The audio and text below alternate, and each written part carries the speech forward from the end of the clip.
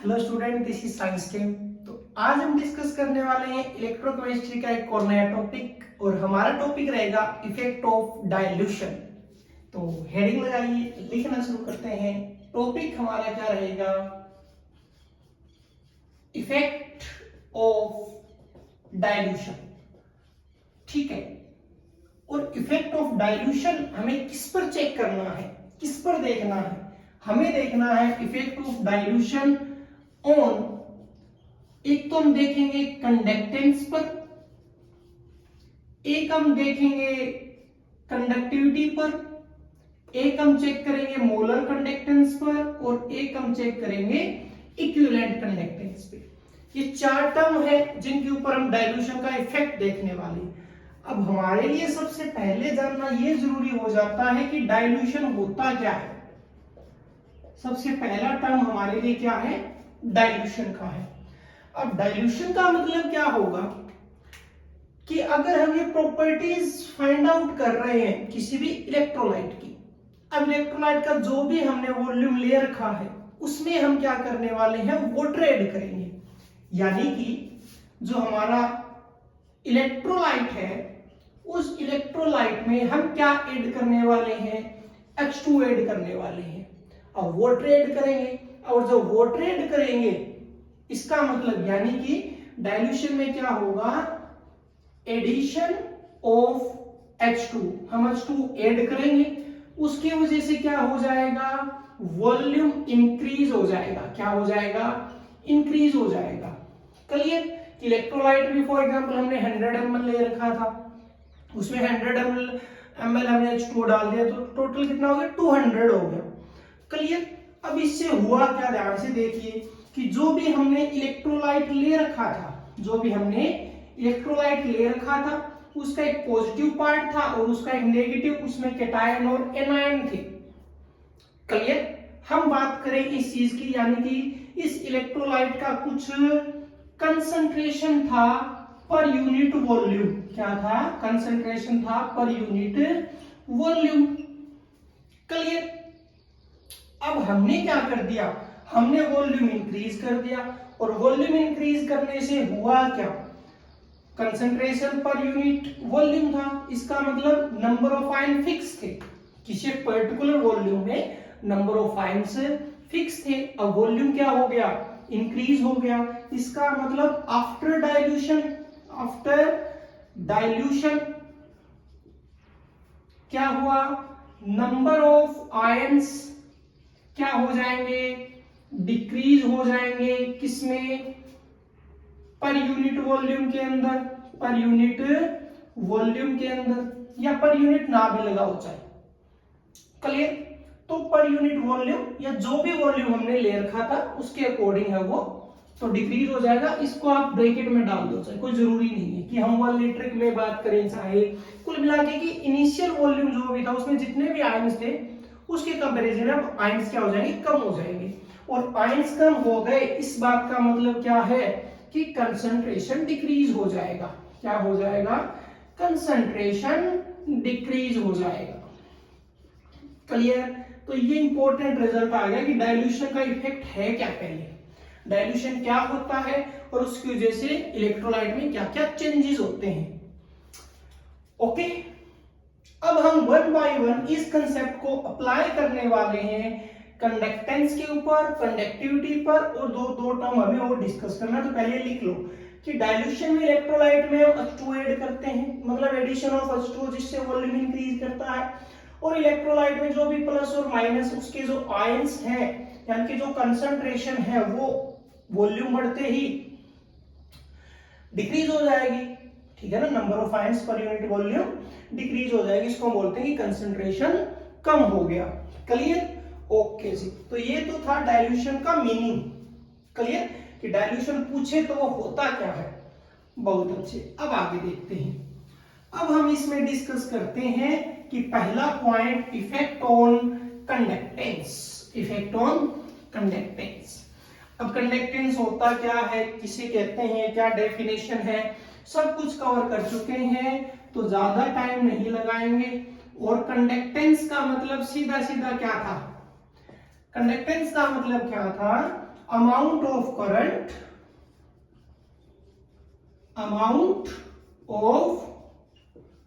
current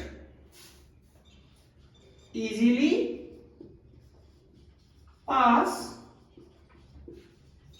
through electrolyte। Electrolyte में से जितना करंट आसानी से पास हो जाए वो क्या होता है, कंडक्टेंस होता है। अब जरा देखिए कि अब हम यहाँ पे क्या देखने वाले हैं कि जो हमारा इलेक्ट्रोलाइट होता है वो इलेक्ट्रोलाइट होता है दो तरीके का। एक तो होता है स्ट्रॉन्ग इलेक्ट्रोलाइट और एक होता है वीक इलेक्ट्रोलाइट। यानी कि हमें दो पार्ट में ये करना पड़ेगा। कितने पार्ट में, दो पार्ट में करना पड़ेगा। क्लियर, स्ट्रॉन्ग इलेक्ट्रोलाइट और वीक इलेक्ट्रोलाइट। स्ट्रॉन्ग इलेक्ट्रोलाइट का मतलब क्या होगा, तो सबसे पहले हम डिस्कस करने वाले हैं इसमें फर्स्ट पार्ट क्या, स्ट्रॉन्ग इलेक्ट्रोलाइट की बात करते हैं। अब स्ट्रॉन्ग इलेक्ट्रोलाइट का मतलब क्या होता है कि जहां पर, या दो तीन तरीके से लिखा जा सकता है। क्या लिखा जा सकता है कि वहां पर उस जो इलेक्ट्रोलाइट है उसमें होता है 100% डिग्री ऑफ डिसोसिएशन। क्या होता है, 100% डिग्री ऑफ डिसोसिएशन। और ये चीजें देखो अगर नहीं समझ में आ रहे हैं तो ये हमने कहां पर डिस्कस किया है, ये हमने डिस्कस किया है सॉल्यूशन यूनिट के अंदर। हमारा जो लास्ट टॉपिक था वैन होफ फैक्टर, हम ये वहां पर कर चुके हैं कि इलेक्ट्रोलाइट क्या होता है, dissociation, association, degree of dissociation, ये सब कुछ कर चुके हैं। तो इनके एग्जांपल्स भी है वहां पर। अगर अभी यहाँ पर अगर किसी चीज को लेकर प्रॉब्लम है तो हम यहाँ एक बार जा सकते हैं। ठीक है, लास्ट या सेकंड लास्ट लेक्चर मिलेगा। क्लियर, तो 100% डिग्री ऑफ डिसोसिएशन होते हैं। इसका मतलब क्या होता है, इसका मतलब होता है मोर नंबर ऑफ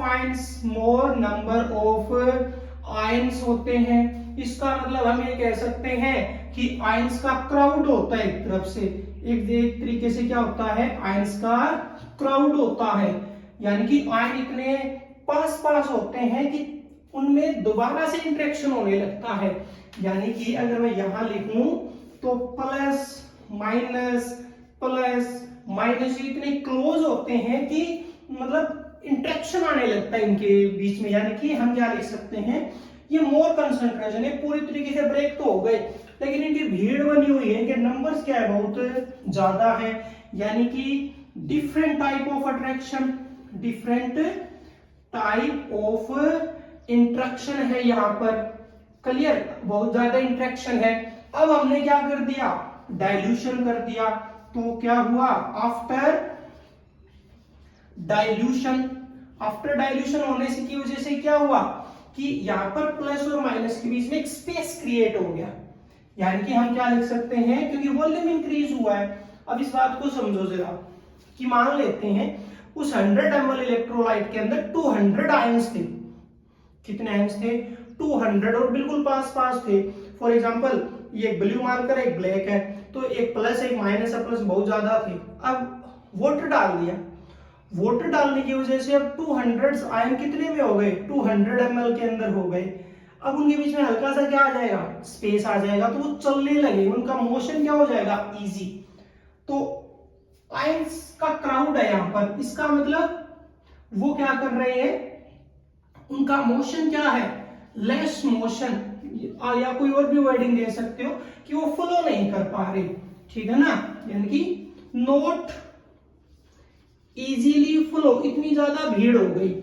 देखो अच्छा डिसोसिएशन होना थोड़ा सा मुश्किल बन रहा है इसके लिए, कि डिसोसिएट तो पूरा हो गया लेकिन भीड़ बन गई। लेकिन डाइल्यूशन के बाद क्या हुआ, डाइल्यूशन के बाद क्या हो गया, यहाँ पर स्पेस क्रिएट, स्पेस बिटवीन किसके बीच में, प्लस और माइनस के बीच में क्या आ गया, स्पेस आ गया। इसका मतलब वो क्या कर रहे हैं, इजीली फ्लो कर रहे हैं। वो क्या कर रहे हैं, इजीली फ्लो कर रहे हैं। और यहाँ पर ये जो इंट्रैक्शन उनके बीच में ज्यादा था, ये जो इंट्रैक्शन उनके बीच में ज्यादा था, वो इंट्रैक्शन क्या हो गया, डिक्रीज हो गया।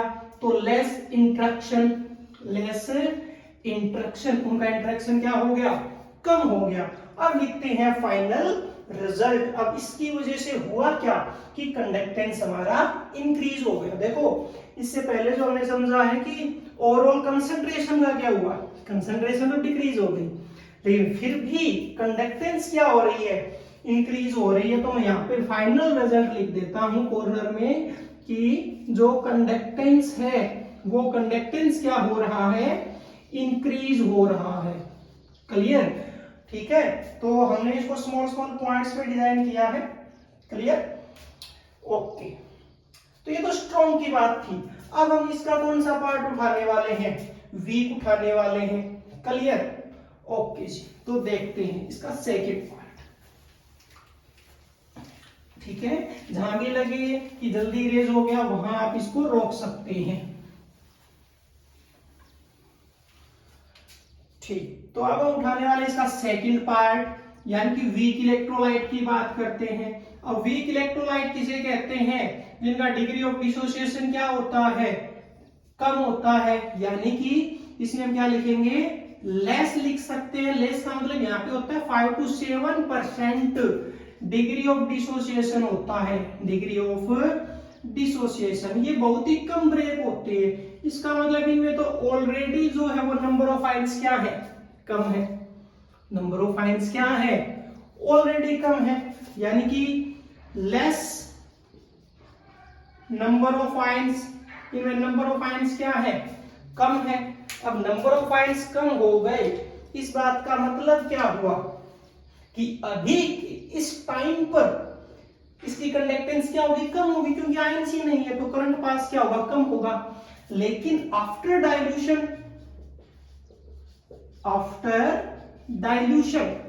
अब डाइल्यूशन के बाद क्या हुआ, अब डाइल्यूशन में जाहिर सी बात है वॉल्यूम तो बढ़ेगा।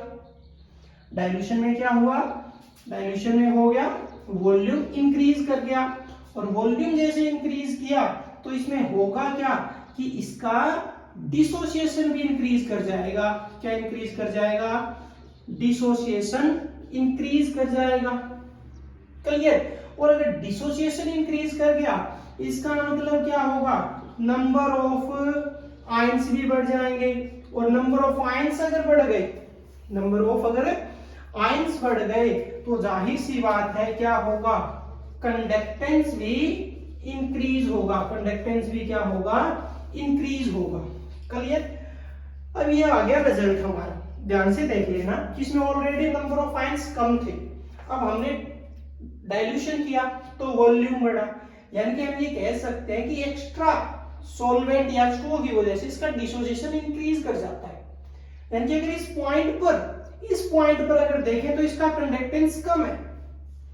ध्यान देना, यहाँ पर वॉल्यूम भी कम है और यहाँ पर आयंस भी कम है, तो यहाँ पे कंडक्टेंस कम है। लेकिन जब हम यहाँ आ गए कि थोड़ा सा वॉल्यूम बढ़ाया तो आयंस बढ़ गए, तो यहाँ पर कंडक्टेंस बढ़ जाएगा। यानी कि इस फर्स्ट पार्ट और सेकंड पार्ट के कंपैरिजन में जो कंडक्टेंस ज्यादा है वो किसका है, वो सेकंड का है। क्लियर? अब एक छोटा सा क्वेश्चन ये आता है कि हमने डाइल्यूशन तो कर दिया और दोनों में जो कंडक्टेंस है स्ट्रॉन्ग और वीक दोनों की इंक्रीज हो रही है, लेकिन मेजर इफेक्ट, तो एक इंपॉर्टेंट पॉइंट बना लेते हैं क्या कि मेजर इफेक्ट कहां पर आया, स्ट्रॉन्ग में आया या वीक में आया। तो एक चीज देखो जरा कि स्ट्रॉन्ग इलेक्ट्रोलाइट तो ऑलरेडी 100% ब्रेक ही था, बस उसमें तो थोड़ी भीड़ हो गई थी कि आयंस जब चल रहे हैं तो दूसरा आयन उसको किसी तरीके से अट्रैक्ट कर रहा है। तो वहां पर वॉल्यूम ने क्या काम किया, एक्स्ट्रा वाटर ने क्या काम किया कि वो इंट्रैक्शन कम कर दी, गैप बना दिया दोनों के बीच में। लेकिन अगर वाटर ना भी डाल दे तो भीड़ है, इंट्रैक्शन है, तो जैसे तैसे भाई वहां पे थोड़ा रेजिस्टेंस ही काम करता, रेजिस्टेंस ही डेवलप हो जाता। लेकिन ज्यादा बेनिफिट किसको मिल रहा है, वीक को मिल रहा है, क्योंकि उसके तो कंडक्टेंस कम थी और डाइल्यूशन के बाद उसकी कंडक्टेंस ज्यादा हो रही है। तो मेजर इफेक्ट किसमें आ रहा है, अगर पूछा जाए तो मेजर इफेक्ट किसमें आता है, वीक इलेक्ट्रोलाइट में आता है। किसमें आता है, वीक इलेक्ट्रोलाइट में आता है। क्यों आता है, क्योंकि इसका डिग्री ऑफ डिसोसिएशन जिसको हम अल्फा कहते हैं वो अल्फा क्या हो जाता है, इंक्रीज हो जाता है और इसकी कंडक्टेंस बढ़ जाती है। क्लियर? ओके, तो इसको नोट डाउन करो। ठीक है, आगे देखते हैं। तो ये तो था फर्स्ट पार्ट। तो कंडक्टेंस यानी कि जिसको हम अल्फाबेट सी से रिप्रेजेंट करते हैं या जी से करते हैं, तो वो डाइल्यूशन के साथ बढ़ता है। ओके जी, तो इसमें दो बातें थी, वीक को लेकर और स्ट्रॉन्ग को लेकर। अब हम देख रहे हैं सेकंड पार्ट इसका। ठीक है, सेकंड में हमारे पास क्या है, कंडक्टिविटी है। कंडक्टिविटी यानी कि हम कप्पा की बात करने वाले हैं। ओके, अब कप्पा के बारे में देखते हैं। अब कंडक्टिविटी में एक चीज फिक्स हो गई कि कंडक्टेंस जो था वो ओवरऑल इलेक्ट्रोलाइट का था, लेकिन कंडक्टिविटी तो एक फिक्स पार्ट का है, यानी कि हम इसको क्या बोलते थे, हम इसको बोलते थे conductance of ion present in 1 ml। हम लेते थे कि 1 ml में जो आयन है उनकी वजह से जो कंडक्टेंस है उसको हम क्या बोलते हैं, कंडक्टिविटी बोलते हैं। Clear, 1 minute. तो उसको हम कंडक्टिविटी बोलते हैं। अब जरा देखिए, मतलब वॉल्यूम ऑलरेडी फिक्स है 1 ml, और 1 ml में कितने भी आयन्स हो सकते हैं, या तो कम हो सकते हैं या ज्यादा हो सकते हैं। क्लियर, यानी कि यहां भी हम चाहे तो दो पैराग्राफ बना सकते हैं, स्ट्रॉन्ग है या वीक है। यहाँ पे सबसे इंपॉर्टेंट पॉइंट मैं लिख देता हूं कि चाहे स्ट्रॉन्ग हो, ठीक है, या हम डायरेक्ट लिख देते हैं, यानी कि हमें यहाँ पे किसमें बात करनी है, यानी कि नंबर ऑफ आयंस जो है इन 1 ml वो क्या होंगे, फिक्स ही होंगे। फिक्स का मतलब क्या है, फिक्स का मतलब क्या है कि अगर हम जो भी इलेक्ट्रोलाइट चुनेंगे कि 1 ml में हमने मान लिया कि स्ट्रॉन्ग के अंदर 10 है और वीक के अंदर 4 है, तो फिक्स का मतलब कि जो इलेक्ट्रोलाइट लेंगे उसके अकॉर्डिंग एक वैल्यू होगी ठीक ठाक, या तो कम होंगे या ज्यादा होंगे, स्ट्रॉन्ग में ज्यादा होंगे, वीक में कम होंगे। अब हमने क्या कर दिया, हमने क्या कर दिया कि आफ्टर डाइल्यूशन क्या हुआ, वॉल्यूम इंक्रीज कर गया। वॉल्यूम क्या कर गया, इंक्रीज कर गया। और वॉल्यूम इंक्रीज कर गया तो ध्यान से सोचो जरा कि जब हम कंडक्टेंस को देख रहे थे तो वॉल्यूम वहां भी इंक्रीज किया था। क्लियर, लेकिन वहां पे पूरा इलेक्ट्रोलाइट एक साथ लिया जा रहा है, यहां पर एक वैल्यू फिक्स हो गई 1 ml। तो अगर स्टार्टिंग में डाइल्यूशन से पहले अगर 1 ml में अगर 10 इलेक्ट्रोलाइट आते थे, 10 आते थे, अब वॉल्यूम डाला तो अब फिर वॉल्यूम हमने ऐड कर दिया, पूरा इलेक्ट्रोलाइट वाटर के साथ मिक्स हुआ। अब फिर उसमें से 1 ml देखेंगे तो क्या नंबर ऑफ आयंस कम मिलेंगे या ज्यादा मिलेंगे, 1 ml के पीछे कम हो जाएंगे। पूरे सॉल्यूशन में तो उतने ही है, पूरे सॉल्यूशन में उतने ही है। ध्यान से समझ लेना कि पहले हम क्या कर रहे थे कि पहले हम पूरा इलेक्ट्रोलाइट एक साथ ले रहे थे, क्लियर, पूरा, और मान लेते इसके अंदर 100 आयंस थे, कितने थे, 100 आयंस थे, ठीक है। और फिर इसमें हमने क्या ऐड कर दिया कि इसमें हमने फॉर एग्जांपल कि ये 100 ml था ऑलरेडी और इसमें 100 आयंस थे। अब इसमें हमने क्या कर दिया, 100 ml वाटर और ऐड कर दिया, 100 ml वाटर और ऐड कर दिया। अब इसमें क्या हो गया कि टोटल कितना हो गया, ये टोटल हो गया ये 200 ml। क्लियर, 100 आयंस अभी भी है और लेकिन टोटल वॉल्यूम कितना है, 200 ml। क्लियर, तो नंबर ऑफ आयंस अभी भी उतने ही हैं, लेकिन वॉल्यूम क्या हो गया, ज्यादा। इसकी वजह से जब हम स्ट्रॉन्ग को डिस्कस कर रहे थे तो हमने देखा कि वॉल्यूम बढ़ने से डिस्टेंस बढ़ा है तो इजीली फ्लो हो रहे हैं। लेकिन अब गौर करो जरा, इसका ही कंडक्टिविटी निकालने लग जाए। पहले इसका 1 ml निकाला मैंने कि 100 ml के अंदर 100 आयंस हैं, तो मैंने मान लिया कि यहां से अगर मैं 1 ml लेता हूं, यहां से अगर मैं 1 ml लेता हूं तो मेरे पास आयन कितने आएंगे। सपोज कर लेते हैं कि मेरे पास आयन जो आ रहे हैं यहां से 10 आ रहे हैं, ठीक है, वैसे तो 100 है तो 1 हम मान लेते हैं कि 10 आ रहे हैं। क्लियर, और अब अगर इसका लेते हैं 200 ml में से अगर 1 ml निकालेंगे तो क्या 10 आएंगे, वो क्या आएंगे, लेस देन है 10 आएंगे। ये वॉल्यूम फिक्स हो गया ना लास्ट का, ये अमाउंट फिक्स हो गई। क्लियर, तो अमाउंट फिक्स होने से 1 ml के पीछे नंबर ऑफ आयंस क्या होंगे, कम हो जाएंगे। ठीक है, ओके। अब स्ट्रॉन्ग हो चाहे वीक हो तो वॉल्यूम इंक्रीज होगा तो क्या होगा, number of ions in 1 ml क्या हो जाएंगे, डिक्रीज हो जाएंगे। तो इसकी वजह से क्या होगा, जो कंडक्टिविटी है वो भी क्या हो जाएगा, डिक्रीज हो जाएगा। सिर्फ और सिर्फ एक ही रीजन, क्या, 1 ml के पीछे बताना है, इस वजह से हो रहा है। ओवरऑल बताना होता तो क्या करता, इंक्रीज करता, तो कंडक्टिविटी क्या करेगा, डिक्रीज करेगा। अब ये जो दोनों है ये सेम होंगे, यानी कि अप्लाई ऑन, ये दोनों पर अप्लाई होगा। अप्लाई ऑन चाहे स्ट्रॉन्ग इलेक्ट्रोलाइट हो और चाहे वीक इलेक्ट्रोलाइट हो, स्ट्रॉन्ग और वीक इलेक्ट्रोलाइट ये दोनों के लिए है, स्ट्रॉन्ग हो चाहे वीक हो। क्लियर, ध्यान से समझना कि 1 ml के पीछे हमें आंसर देना है। ओके ओके जी, अब देखते हैं इसका नेक्स्ट। अभी हम देखने वाले हैं पॉइंट नंबर 3। ठीक है, तो पॉइंट नंबर 3 क्या होगा, देखिए मोलर कंडक्टेंस और इक्विवेलेंट कंडक्टेंस या तो दोनों एक साथ देख लीजिए या हम अलग अलग भी कर सकते हैं, यानी कि मोलर कंडक्टिविटी और इक्विवेलेंट कंडक्टिविटी को हम एक साथ भी फॉलो कर सकते हैं और अलग अलग। जैसे पहले एक को समझ लेते हैं, चलो।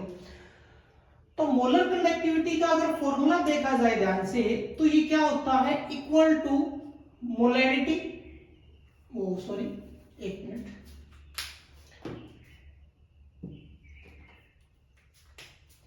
ये होगा कप्पा मल्टीप्लाई 1000 और डिवाइड बाय होगा मोलैरिटी।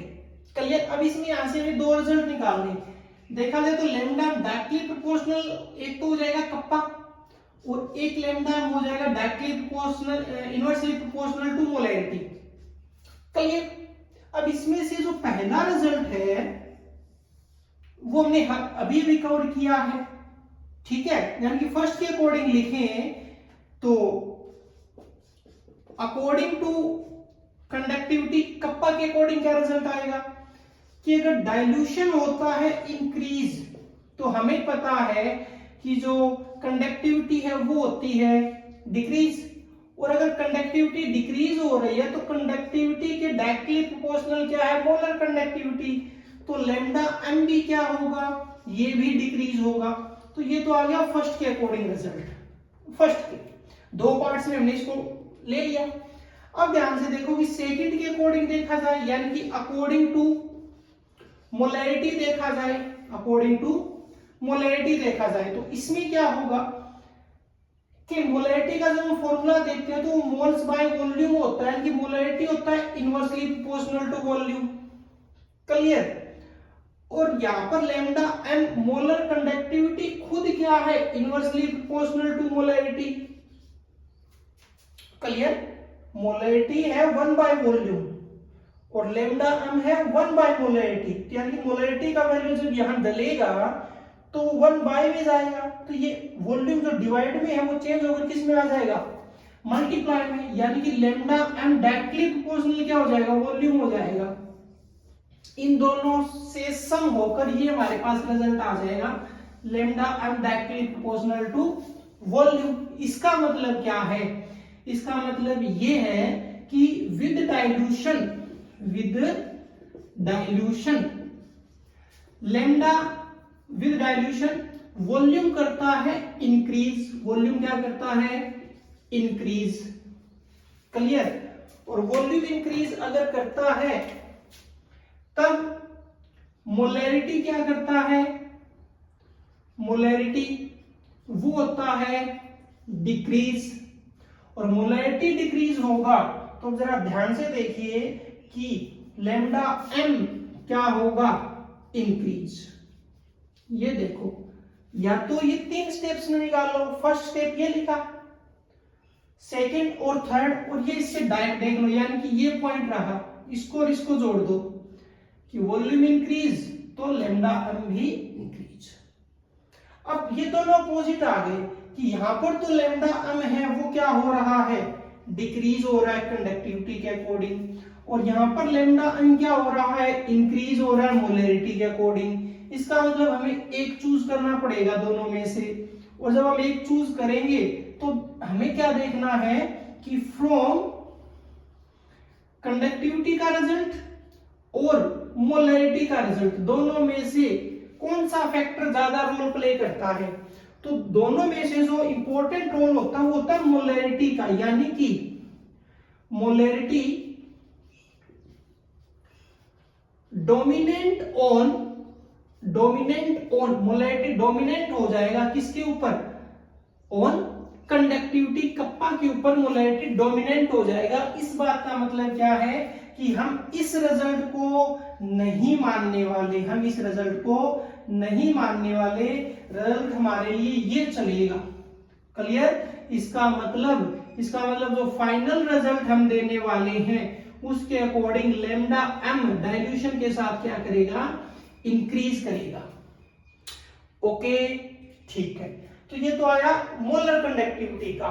इसी प्रकार अब या तो इसमें चेंजेस मैं करूं, ठीक है, या आप खुद से कर ले कि लैम्डा ई का हमें देखना है, इक्विवेलेंट कंडक्टिविटी देखना है, तो नंबर 4 आ जाएगा।